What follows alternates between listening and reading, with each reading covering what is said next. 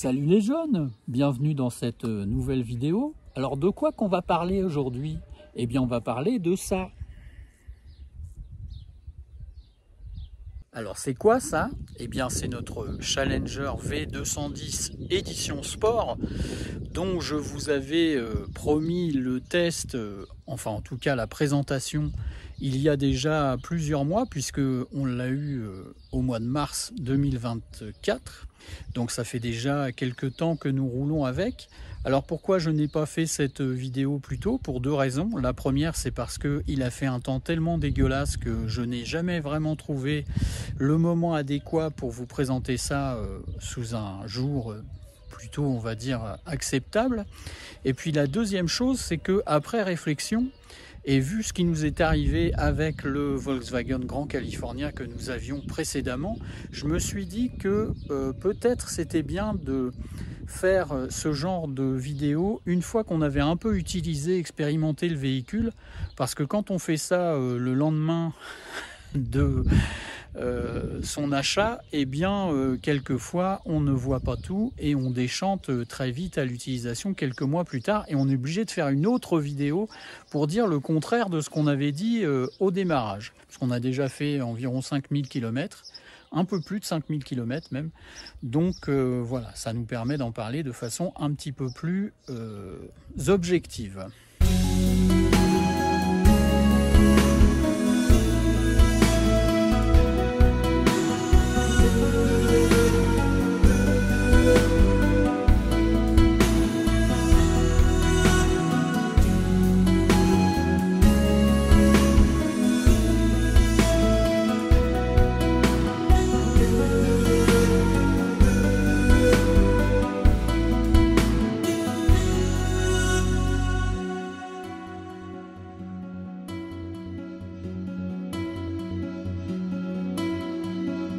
Alors tu n'auras pas manqué de noter que l'intérêt de ce genre de vidéo par rapport à des vidéos de présentation qui sont réalisées par les concessionnaires, c'est que tu vas avoir un point de vue utilisateur et non pas un point de vue vendeur, ce qui est tout à fait différent.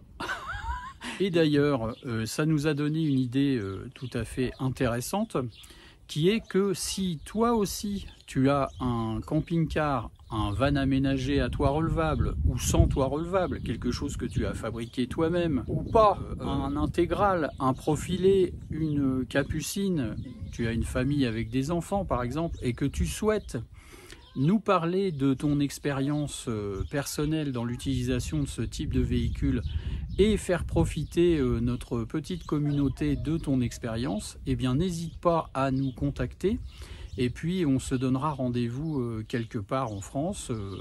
Si c'est en Haute-Savoie, ce sera encore plus simple. Mais voilà, on est assez mobile géographiquement. Comme tu as pu t'en apercevoir, et du coup voilà, ça pourrait être quelque chose de très intéressant. Si tu es motivé par ce genre de présentation et que tu veux profiter de l'audience de notre petite chaîne, eh bien voilà, tu sais ce qu'il te reste à faire, tu mets un message dans les commentaires ou bien tu nous contactes directement via notre compte Instagram. Par ce genre de biais, eh bien on peut se parler et s'arranger pour organiser tout ça.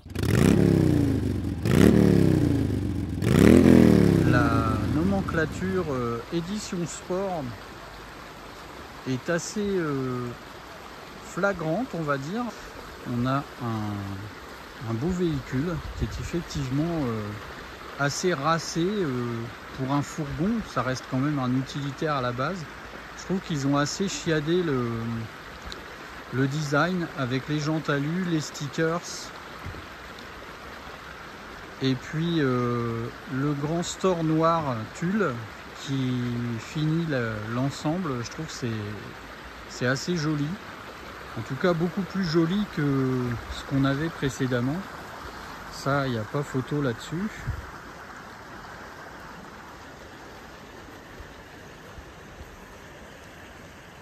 Donc voilà, je vous fais un plan le mieux possible.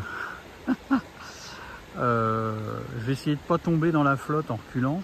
Ce serait quand même un peu con. Voilà.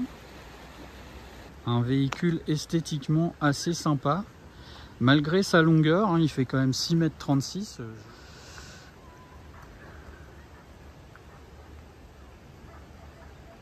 Si je reste sur l'esthétique, on a donc des magnifiques jantes alu, 16 pouces, ce qui est pas forcément si commun que ça sur les fourgons et camping-cars Ducato. Ça ajoute aussi un petit plus sur le plan esthétique par rapport à au Sport Edition. Ensuite, on a les gros rétros en plastique noir avec le rappel de clignotant. Le marchepied électrique. Alors ensuite, on a donc les fameuses baies vitrées en plexiglas dont on va reparler après dans les points un petit peu, on va dire, négatifs. Bon, encore que ce soit pas vraiment un point négatif dans l'absolu, mais c'est vrai que bon, sur un véhicule de ce prix-là, garder des baies en plexi, c'est un peu dommage. On a le rail de la porte coulissante, alors qui pour une fois est bien pensé. Alors c'est peut-être aussi du fait de la longueur du fourgon. Le rail coulissant s'arrête avant le remplissage de l'eau, qui est ici, le bouchon de remplissage, ce qui fait qu'on peut ouvrir la porte coulissante sans arracher quoi que ce soit. Ce qui est assez sympa aussi, ce sont les petits catadioptres là sur les côtés du véhicule, parce que quand on allume les phares, ils s'allument également, ce qui permet de bien se signaler et sur la route et quand on manœuvre. Ça, c'est pas mal. Le grand store tulle de couleur noire qui ajoute aussi la touche sportive du modèle Sport Edition.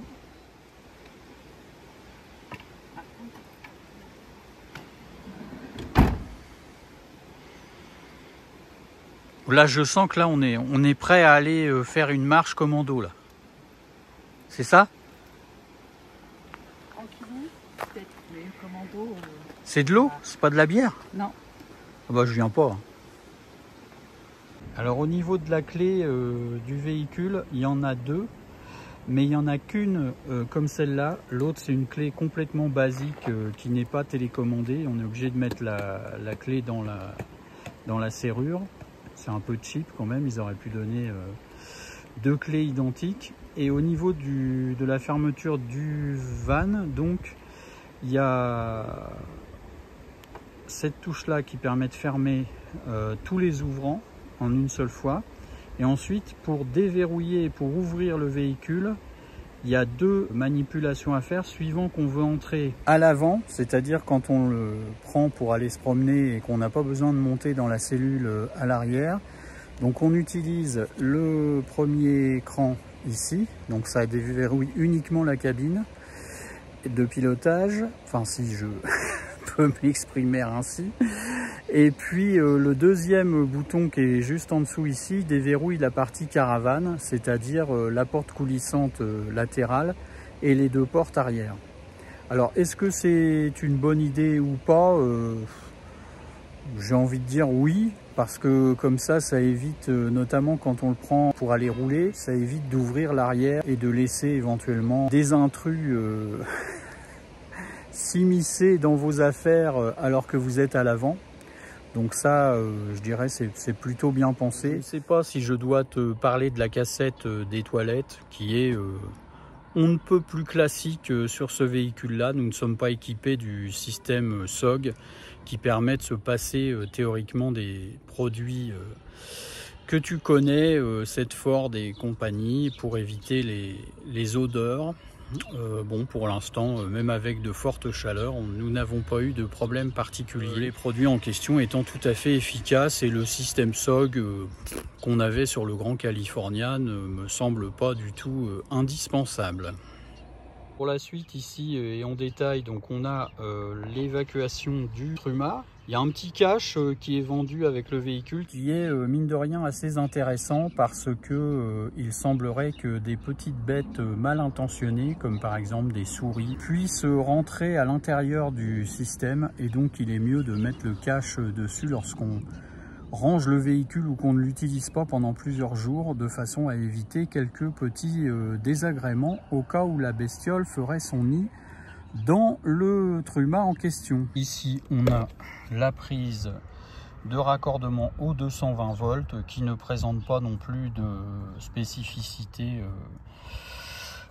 particulière. Et pour finir, donc nous avons la trappe à carburant au pluriel, puisque il y a évidemment le gasoil, mais il y a aussi ce putain d'AD Blue qui ne sert strictement à rien sauf à nous emmerder et à nous faire payer un bidon de plus comme s'il n'y en avait pas déjà assez à payer.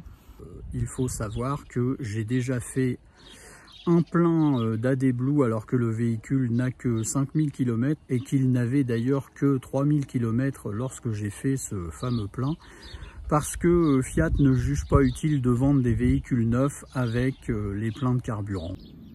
Sur le toit du véhicule, donc on a un panneau solaire de 120 watts qui fonctionne super bien, puisqu'en fait on n'a absolument jamais besoin de se brancher sur le 220, sur le secteur. Même quand il n'y a pas forcément beaucoup de soleil. Je ne prends pas l'exemple d'aujourd'hui où il fait un temps magnifique. Mais même sans ça, il suffit qu'il y ait un peu de jour. Et puis, quand on n'utilise pas le véhicule pendant plusieurs jours, on reste en statique quelque part. Ce qui, cela dit, est quand même assez rare pour ce qui nous concerne, parce qu'on a tendance à bouger pas mal d'un jour sur l'autre.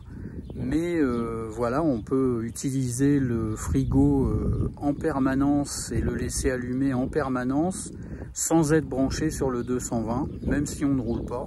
Ne me demande pas quelle est la marque du panneau solaire en question, j'en sais pas vraiment grand chose. Mais en tout cas, c'est assez efficace, surtout si je compare au Grand California, où là, on avait un réfrigérateur qui était de plus petite capacité, qui fonctionnait pas mal, hein, cela dit. Mais dès qu'on le mettait en marche, on était tout de suite à 20% de batterie restante. On ne pouvait pas le laisser plusieurs jours allumé sans être branché ou sans rouler. C'était juste impossible. Ce qui fait qu'en fait, on utilisait le frigo de façon un peu épisodique, ce qui n'est pas forcément très intéressant lorsqu'on a des aliments à conserver, si on veut pas se choper une vieille bactérie pourrie. Alors que là, dans le Challenger, c'est tout à fait possible. Il y a un petit freezer dedans. Donc en plein été, si on veut s'acheter des glaces pour un petit tanka le soir après le barbecue, eh bien c'est tout à fait possible. Et puis on a en plus tout le temps des boissons fraîches, ce qui est quand même plutôt sympa également.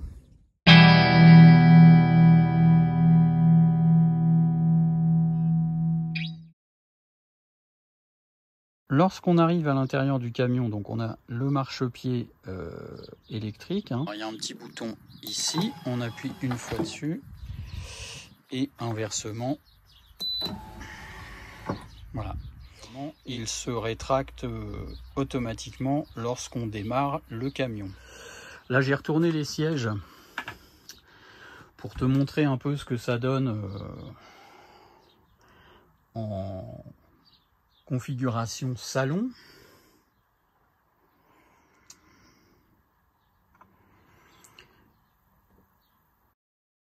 Alors après, c'est une affaire de goût, hein, bien sûr, mais je trouve que le mobilier noir avec les sièges noirs typés un peu sport pour coller avec le sport édition, hein, le bois clair, là, je trouve que c'est très joli, c'est très esthétique.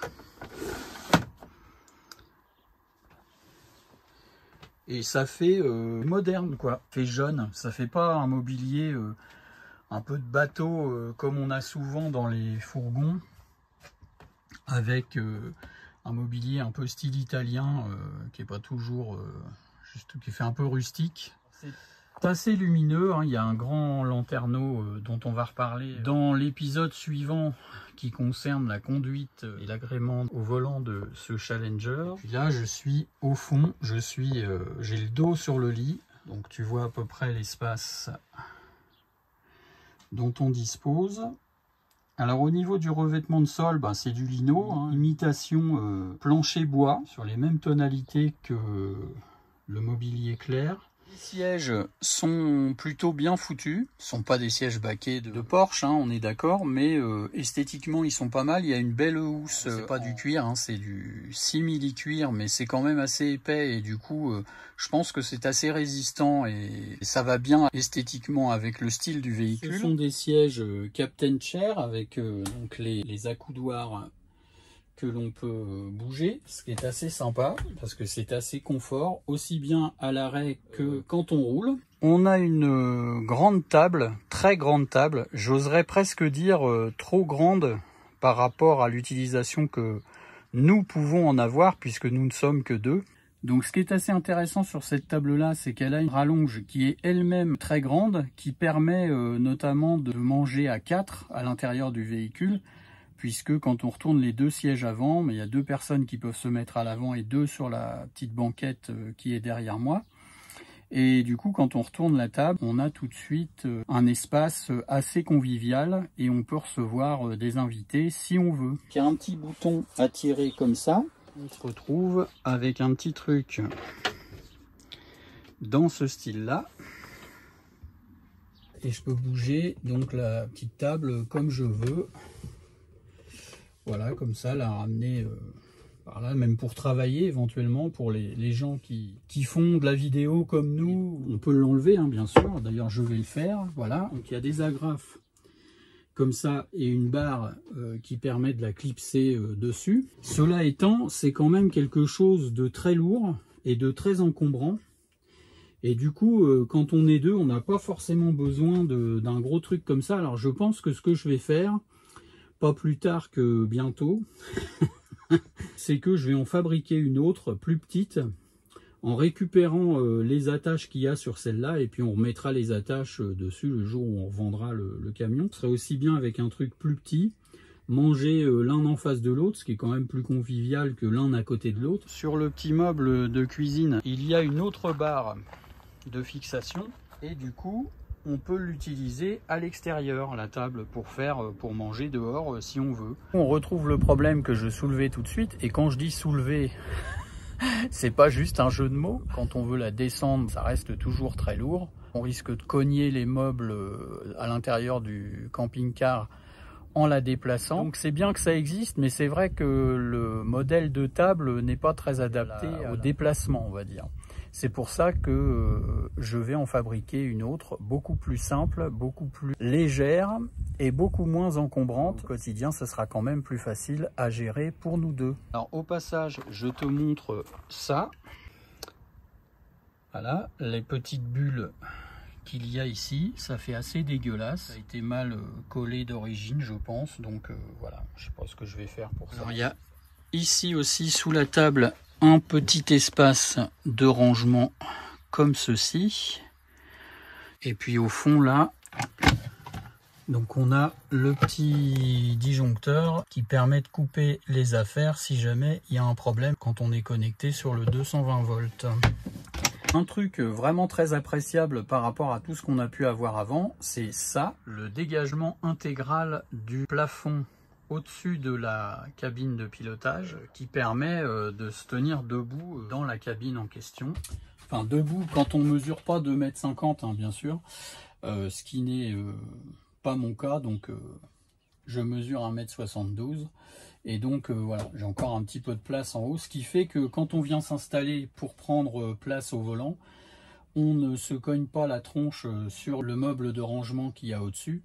Et ça, c'est vraiment très appréciable. Il y a pas mal de véhicules, on va dire assez typés haut de gamme, qui sont équipés d'une sorte de skydome, là, une partie vitrée sur l'avant. Alors effectivement, ça donne beaucoup de jours à l'intérieur du véhicule. C'est pas mal en hiver, mais quand il fait 32 degrés à l'extérieur, avoir un truc vitré ici, c'est pas forcément un gros avantage parce que évidemment ça tape en direct sur l'intérieur du véhicule. Il y a un store occultant sur ces systèmes-là, hein, bien sûr, mais c'est pas du tout recommandé de laisser le store occultant avec le soleil qui tape au-dessus de la baie vitrée parce que votre store il va vite se transformer en papier mâché et c'est pas forcément terrible. Voilà. Encore une fois, si tu as ce système-là, n'hésite pas à nous faire part de tes impressions. Est-ce que c'est bien? Est-ce que c'est pas bien? c'est dommage de ne pas en avoir. Alors si tu nous suis assidûment, tu dois être au courant de notre philosophie, et c'est vrai qu'on n'est pas forcément super télévision. Alors à la maison, ça va, c'est sympa quand on regarde un beau film sur un grand écran. Mais dans un fourgon, bon, on n'est pas... voilà, nous, on fait autre chose que regarder la télévision quand on voyage. Alors ça, c'est chacun son truc, hein, c'est pas une critique. Mais du coup, on n'a pas fait installer de télévision à l'intérieur du véhicule. Ça n'est vraiment pas quelque chose qui nous manque au quotidien. Et je dirais même qu'on s'en fout complètement. Et nous n'aurons probablement jamais de télévision dans nos camping-cars. Cela étant, il y a quand même un système intégré d'origine, donc le câblage est prévu pour un démodulateur. Enfin, je suppose que maintenant les démodulateurs sont intégrés au téléviseur. Il y a donc ce petit système de branchement qui permet, le cas échéant, d'installer la fameuse télévision. C'est un détail, mais ça existe, donc je le montre. Alors j'en profite en même temps pour montrer la prise 12 volts qui est intéressante pour le coup là, parce que on a un petit convertisseur vraiment de base pour charger les ordinateurs et les iPads au besoin. On le met dans le placard là, on vient le brancher directement sur la petite prise là et le tour est joué. Ça permet de ne pas avoir à mettre la clé dans le contact, d'éviter de brancher le convertisseur directement au tableau de bord, et c'est quand même plus convivial. Au chapitre des branchements, il y a quelques connexions USB, une ici, donc sous la table, l'USB classique, c'est pas de l'USB-C. Hein. On a une autre connectique USB au tableau de bord, avec aussi la petite prise 12 volts dont je parlais tout de suite, donc on peut aussi brancher le convertisseur ici. Et là au tableau de bord, on a les deux standards, donc l'USB classique et l'USB-C. Et alors pour rester sur les connectiques USB, je ne sais pas si tu vois le petit truc qu'il y a ici. En fait c'est une lampe LED, et comme tu vois il y a deux possibilités de branchement USB. Chacun a sa petite lampe LED et ces deux connectiques USB. Pour les accros du téléphone avant de dormir, ce qui est cela dit une très mauvaise idée, hein. Donc quand le téléphone est déchargé, on a juste à coller le petit fil dans la lampe qui est juste au-dessus de nous là. Le téléphone se recharge tranquillement sur le 12 volts. Quelque chose qui est très intéressant, enfin moi j'aime bien, je sais que tout le monde n'a pas le même avis sur ces accessoires là, ce sont les Store Remis. Je trouve que c'est très pratique, je trouve que c'est très rapide à installer. Et puis on se prend pas le chou quoi, et ça c'est pas mal. Alors les Store Remis, je pense que tout le monde connaît à peu près, hein. C'est un encadrement en plastique sur les portières, et puis un petit volet